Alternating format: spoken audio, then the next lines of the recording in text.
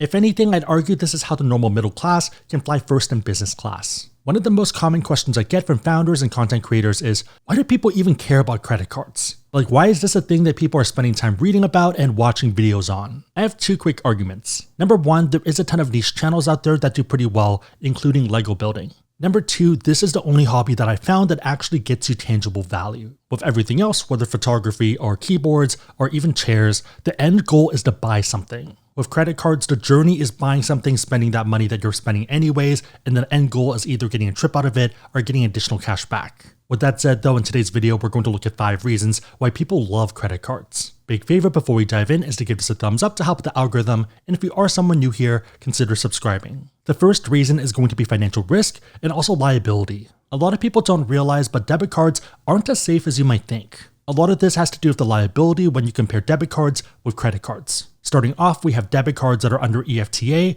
or Reg E. When using a debit card, you're held liable to only $50 of a fraudulent transaction if reported within 2 days. 2 days is a pretty small window. You're liable to up to $500 of the transaction if reported within 60 days. Anything after 60 days, then you have unlimited liability. And to be fair, some banks are a bit more lenient, but I just don't want to be in that position. Especially if you are someone that travels, and when you travel, you don't check your account as much, or maybe you've been in the hospital. Things happen and you might not check everything right away. If you contrast this with credit cards, which are under FCPA, the liability is a lot more reasonable. If the thief steals your credit card number but not your card, then you have no liability. If they steal your card and then use the card to do a transaction, then you have up to $50 of liability. A lot of issuers are going to waive that. If you do have to use a debit card, let's say you're visiting another country, or maybe you're going to live in a state where gas is cheaper when you use debit or cash, then I would open up a second checking account that's separate. Losing $500 hurts, but it hurts a lot less than $5,000 or $25,000. Number 2, getting cash back on everyday purchases that you were making anyways. For most people, the core premise of credit cards is that you're getting rewards for money that you were already spending for things you're already buying. In effect, getting additional value for no additional cost and very little mental overhead. For example, this means that every time you fill up at the gas station, go to the grocery store, or eat out, you're getting an additional 1 to 5% back. One thing to be super careful about is not to increase your spend in order to get additional cash back, because that just doesn't make mathematical sense. Also, pay off your cards every month, otherwise there's interest, and that doesn't really make sense. One of the best comparisons is going to be couponing, but the fact that credit card scales across all brands and is less long-term work. While there are some people that are focused on the space and love the travel perks and following the news, a lot of other people just pick a card and it's very much set it and forget it. I probably have some people that tune in once a week, while other ones tune in maybe once a year. Let's actually do some super duper fast examples and keep it very simple. If you're someone that likes simplicity, then I'd go for the Citi Double Cash. No annual fee, and it's effectively 2% back on everything. Technically 1% when you spend and 1% when you pay it off, but I'm assuming you're paying off your cards. If you're someone that wants a good all-rounder, then consider the Saver 1. No annual fee and earns 3% back on a bunch of categories, including dining, entertainment, popular streaming, and also at grocery stores. For a lot of people, this is going to be one of the best workhorse cards that just gets you a ton of value. If you're someone that has a tough category like gas, then I consider the Citi Custom Cash. No annual fee and earns 5% back on up to $500 in spend on your highest spend category every billing cycle. This includes restaurants, gas stations, grocery stores, select travel, select transit, select streaming, drugstores, home improvement stores, fitness clubs, and live entertainment. So a lot of different options, but I'd recommend using the card to fill in the weak spots, which tends to be gas. And obviously there are a ton of options outside of this, and as long as you're not getting a card and being like, well, I'm getting 5% back on gas now, let me drive around extra for fun, or let me get the premium gas now instead of what I normally get, then I think you're fine. In a lot of ways, I would say that credit cards are kind of like alcohol or a knife. You can obviously use it for bad purposes, especially if you don't know what you're doing, but a lot of other people can happily do both and use both products without really cutting themselves every day. On that note, if you do want to learn about cards, whether these ones or pretty much any other ones out there, and you want to support the channel, we do have links on the website, AskSebby.com, and down below in the description box. Make sure the links are competitive, but otherwise, it is a huge way to support the channel, so thank you guys in advance. Number 3, which is a bit of a controversial one, is the fact that you do lose value if you're not using a credit card. And to be fair, I have done full 10-minute videos on this topic, so it might be worth looking into those videos. The Federal Reserve Bank of Boston and others believe that cash and debit card users are part of the losing camp. The entire idea is that reward programs are a monetary transfer to credit card users from non-credit card or cash users. Obviously, that sounds pretty ridiculous, but the easiest example is going to be soap. Let's say you have a soap stand in the park or something, and you're selling it. A credit card company comes along and tells you that, well, if you take credit cards, maybe you increase the number of transactions, which kind of makes sense for a lot of reasons because a lot of people don't carry cash anymore. At the same time, they charge 2 to 3% in order for you to use their service. Okay, but I'm selling the same soap and now I'm paying an extra 2%. What am I going to do? I'm going to increase the price of the soap. Credit card users don't really care because they're getting 2% back anyways, so even if it's 2% higher for it, it doesn't really affect them. Now cash users are getting screwed because they're paying more money. Debit card is kind of the same depending on the card. Sometimes you might be getting a bit back, but it's nowhere near credit cards. On average, each cash-using household pays $149 to card-using households. If you're someone that's using cash, that means you're paying more for this, and it's a transfer of wealth. Each card-using household is receiving $1,133 from cash users every year. If you can use credit cards responsibly, you want to be on the benefiting end of that equation. Number 4, credit cards allow you to get benefits, but at a cheaper price. And I know some of these examples aren't going to be applicable for everyone, so if it's not, maybe skip to number 5. For this one though, you are going to see some occasions where it makes sense to get the card, and even if you don't use it for anything else, even if you're not buying gas or groceries or whatever with it, it's still going to be beneficial. Let's say you are someone flying more for work now, and you want to buy Admirals Club membership. As a new member, that's going to be $650. One other way to get the membership is going to be getting the Citi American Airlines Executive Card.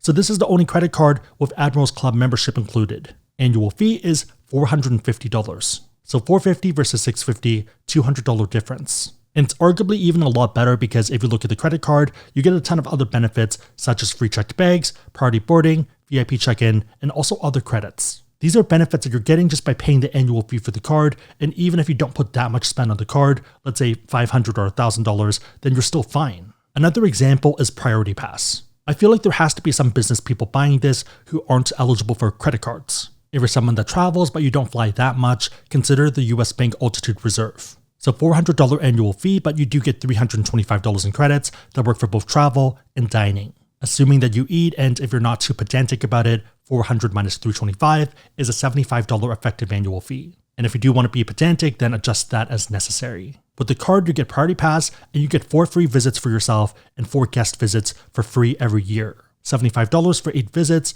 which is cheaper than you buying that membership. Even better to me is the Capital One Venture X. There is a $395 annual fee, but arguably $400 in credits. $300 of it is going to be an annual travel credit, and you're getting 10,000 bonus miles every anniversary. At a minimum, this is going to be $100 towards travel. I think if you're someone that does at least 1 trip a year, you're more than fine. Again, without being pedantic, $395 annual fee minus $400 in credits is a $5 negative effective annual fee. So kind of like they're paying you $5 to keep the card. And of course, you can't argue this, but even if you are paying something, I think it's still worth it because you're getting additional benefits. With the card, you get access to Plaza Premium lounges, as well as a Party Pass membership that works for the lounges. Be careful of this because there are also Party Pass restaurants, and this card does not get you in those for free. With this card, you also get access to Capital One lounges, which are some of the best ones out there. Number 5 is intro bonuses and upside towards travel. As a starting point, intro bonuses are crazy dynamic and can offer pretty good value even if you are on Team Cashback. So for example, if I was currently a student or a recent grad, I'd happily pay let's say 2% to run my credit card for tuition or rent payments. Tons of cards out there would pay you $500 or $600 for spending $4,000 in the first 3 months. Put another way, that's 12.5 return on your spend. Would you pay 2% to get 12.5%? So $80 in fees to get $500. And factor in that cards actually have other benefits, whether multipliers, other perks, and also insurance benefits. Also, if the card has an annual fee,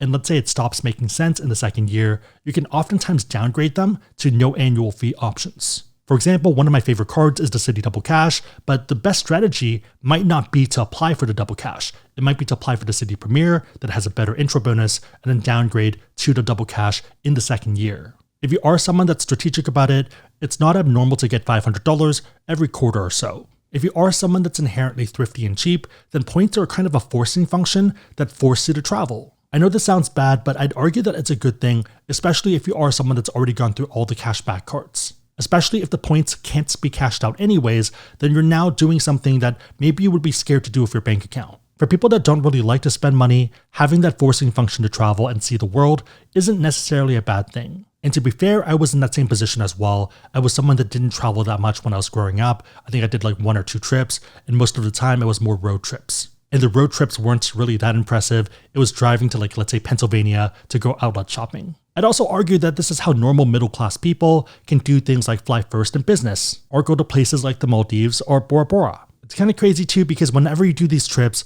you run into 3 camps. Number 1 is other points people, props. Number 2 is going to be people who paid cash and pretty much hate us. Number 3 is people who took out a loan and this is their one trip. Funny enough, I think the people paying cash that are rich are actually migrating to other brands that you can't really use points for. So things like Four Seasons, Shangri-La, and also Fairmont. To pretty much keep the riffraff out. For example, there's no way to stay in the Four Seasons in Beverly Hills in a strategic way. You're either paying cash or maybe redeeming your points, but it still feels like cash. On the flip side, the Waldorf Astoria at Beverly Hills, you can actually sign up for a card that's only a $450 annual fee, get that night, and also get $500 in credits. Flights are interesting because even points people argue about this and kind of fall into 2 different camps. On one hand, you have people that rather do more trips, which completely makes sense, rather than taking one big trip. And it makes sense when you look at the chart. So if you want to fly economy, it might be 30,000 points, business might be 50,000 points, or 66% more than economy, first might be 70,000, or 133% more than economy. Okay, case closed, why would anyone ever want to fly first? A big reason for this is due to the cash difference and what people would comfortably pay. For the same exact flight from LA to Tokyo, it's going to be about $1,300 for economy. Most people traveling would happily pay for this, and it's pretty reasonable. For business though, it's going to be $14,000 or 970% more than economy. Most people would probably pay maybe $3,000 or maybe $5,000, but 15 or 14 is pretty aggressive. But still though, even at $3,000 or $4,000, that's 3 times more value. First class for the same exact flight on the same exact dates is going to be $19,000 or about 1,300% higher. Put another way, when you're paying cash, one first class flight is equivalent to 13 economy flights. When you're using points though, one first class is maybe only 2 economy. And to be fair, I'm pretty biased on this because I grew up lower middle class and I thought I wasn't allowed to do this. In my head, it was reserved for celebrities and other like rich people and like super duper successful people. And to be fair, to pay $20,000 for a flight, you have to be at that next level. The fact that someone who's going to make a frozen pizza after this because they're hungry can fly off someone paying $20,000 is well worth it in my book. And the crazy thing too about credit cards is that if you plan out your pathing correctly, a lot of this stuff is repeatable. It's not just one and done. Again, if you do want to learn about cards, we do have links on the website, AskSebby.com, down below in the description box. If you made it to this point in the video, then leave a pizza emoji in the comments down below, and I'll try to heart it and also respond. My question for you is, why do you like or love credit cards? Also, bonus question, how did you convince your player 2 to get into the game, if you are someone that has a player 2? I feel like there's something about that first trip that kind of gets them hooked. Let me know and everyone else know in the comments down below. Big favor, give this a thumbs up, share this with a friend, but otherwise, hope you guys liked it. See you guys next time.